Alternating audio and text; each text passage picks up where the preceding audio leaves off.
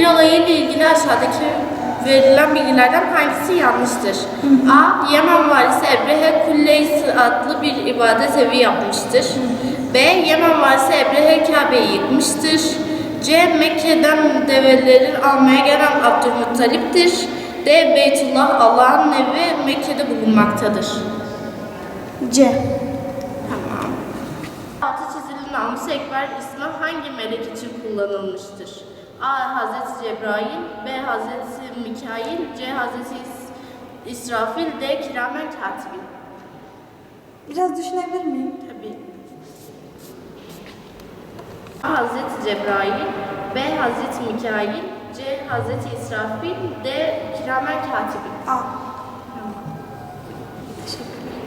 Cahiliye döneminde yaygın olan içki, fuhuş, hırsızlık ve kız çocuklarının diri diri toprağa gömülmesi. A. Hazreti Ebu Bekir, B. Ebu Talip, C. Hazreti Muhammed sallallahu aleyhi ve sellem, D. Abdülmuttalip. A. Dört.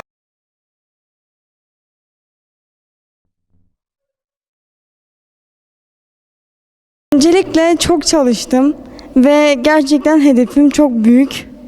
Yani Allah isteyen herkese nasip etsin. Bu benim ilk girişim. Peygamber Efendimiz sallallahu aleyhi ve sellemi tanımak, hani onun ümmeti olarak onu bilmek gerçekten çok güzel bir duygu. Umarım hedefimize ulaşırız. Umarım burada giren herkes Allah kalbine göre versin. Yani umarım hepimize başarılar diliyorum. Bana link atıldı. Ben oradan dinledim. Peygamber Efendimizin ayak bastığı her yer bolluk ve bereketlik içinde oluyor. Peygamber Efendimiz mesela dediğiniz gibi sizin de Peygamber Efendimizin engellere bakış açısı çok iyiydi. Ve bizi çok birçok şeyde savunmuştu. Aynı zamanda biz hani birçok toplumda biliyorsunuz ki dışlanıyoruz. Peygamber Efendimiz bile bunu yani bize şey yapmadı, hani siz yapamazsınız edemezsiniz demedi. Peygamber Efendimiz bile bizim arkamızda durdu. Yani ben asıl engelin sizin de dediğiniz gibi zihinde olduğunu düşünüyorum.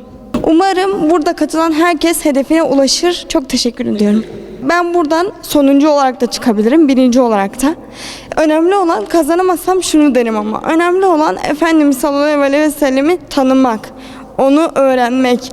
Eğer bir eksik görürsem kendimde, Peygamber Efendimizin ümmeti olarak daha çok yapmaya çalışırım. Sınava sabah namazı kılıyorum elhamdülillah. Sabah namazından sonra hiç uyumayıp yarışmaya hazırlanıyordum. Peygamber Sevdalar platformunun her sene düzenlediği yer sınavına canı gönülden katılıyoruz. Bu güzel etkinlik için kendilerine de ayrıca teşekkür ediyoruz. Sınava hazırlık sürecimiz ailece hazırlandık biz. Eşim, kızım, kardeşlerim, yeğenlerim. Bunlardan kendimize bir WhatsApp grubu kurduk. Oradan kendimize kitabı okuduk, soru çıkardık, birbirimize sorular sorduk. Bu şekilde güzel bir iklim oluştu. Bu iklimi oluşturan arkadaşlardan da Allah bin defa razı olsun. Çok güzel çalışmalar, düşüncelerimiz de çok güzel. Rabbim onlara ecirlerini kat ve kat versin. Özellikle yani bu tür etkinlikler, bu tür çalışmaların takdire şayandır ve sahiplenmesi çok önemlidir. Özellikle veriler için. Çünkü asrımız zaman öyle bir zaman ki Batı teknolojiyle bizi tabiri caizse esir etmiş. Özellikle bu sosyal medyada o popüler kültür dediğimiz Batı'nın çirkef kültürlüğünü ne yazık ki bizim çocuklarımıza aşılamışlar. Biz de bu şekil etkinliklerle işte dediğim gibi az önce yaptığımız WhatsApp grubu gibi mesela Resulullah'ın hayatını bu şekilde gündem yaparak, bu şekilde birbirlerimize hatırlatarak bunlara da vesile olan Siyer Peygamber Sevdaları platformuna ayrıca teşekkür ediyoruz. Bu tür güzel bir etkinliğe vesile oldukları için bundan dolayı yani güzel karşılıyoruz. Çok güzel şeyler oldu. Özellikle kızım mesela okuduğu esnada Resulullah Aleyhisselatü Vesselam'ın başından çocukken geçen intihamları öğrenip diyor Peygamberimiz yetim mi büyüdü? Mesela bilmiyordu. Kendi özünü, kimliğini, rehberini, önderini bu şekilde bu sınavlarla öğrendi. Eğer bu sınavlar olmamış olsaydı bu sonucu elde edemezdik. Mesela birçok nokta sadece bu değil. Resulullah'ın mesela aile hayatını, eşim okuduğu esnada mesela Hudeybiye Anlaşması'ndaki olaylar olsun, diğerleri olsun. Biz bunu gündem yaparak Resulullah'ın hayatındaki o güzellikleri, kazanımları Rabbim bizlere nasip etti. Okunmuş sesli kitap vardı. Okuyan arkadaşa da çok teşekkür ediyoruz. Allah razı olsun. Çok güzel okumuştu. Gerek YouTube'da gerek de Google Drive'da yüklüydü. Bu şekilde çalıştık. Bir kere sesli kitabın okunmuş olması ve her sene farklı bir kitabın seçilmesi çok güzel bir şey. O nedenle kesinlikle katılınması gerektiğini düşünüyorum. Ayrıca bilgilerimizi güncellemek, yani Peygamberimizle ilgili her şeyi her yıl yeni baştan öğrenmek çok daha güzel bir şey. Ama görme engelli biri olarak da birey kitabı basma şansımız da olursa bu bizi çok mutlu eder. Bu sınav gerçekten kaybedeni olmayan bir sınav. Geçen sene de girmiştim ve ben her sene seçilen kitabı okudukça yeni bir şey öğrenmiş oluyorum. Yeni bir bilgi daha eklemiş oluyorum ki bizim Peygamberimizin hakkında o kadar çok daha bilmemiz gereken şey var ki bu nedenle gerçekten hani yarışma sonucu hiç önemli değil. Önemli olan burada kitapları okuyup değerlendirip bilgilerimizi geliştiriyor olmak.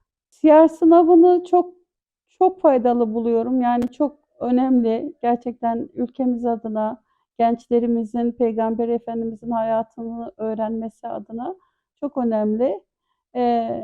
Diğer çalışmalarınızı da yakından yeniden takip etmeye çalışacağım. Pek takip etmedim ama siyer sınavı benim çok önemsediğim bir şey. Yani çocuklarımıza, gençlerimize, yetişkinlerimize kategorilerin farklı farklı olup da bu sınavın yapılması, Peygamber Efendimizin hayatının öğretilmeye çalışılması ile ilgili yürütülmüş olan gayret çok önemli. Diğer kitabını okudum. En az bir kere okunması gereken bir kitap. Çıkabilecek sorulara biraz baktım. Yani sahabelerin hayatlarına falan biraz baktım. Peygamberimizin hayatını detaylı bir şekilde inceledim, okudum. Yani bu kadar.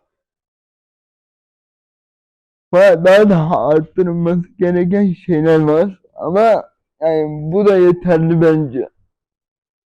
Ama bana göre biraz daha arttırmalı, böyle faaliyetlere teşvik edilmeli. Bana gerçekten de öyle bir sınav. Yani bu sınav hakkında söyleyeceklerim şu kadar. Yani herkesin ömründe bir kere girmesi gereken bir sınav.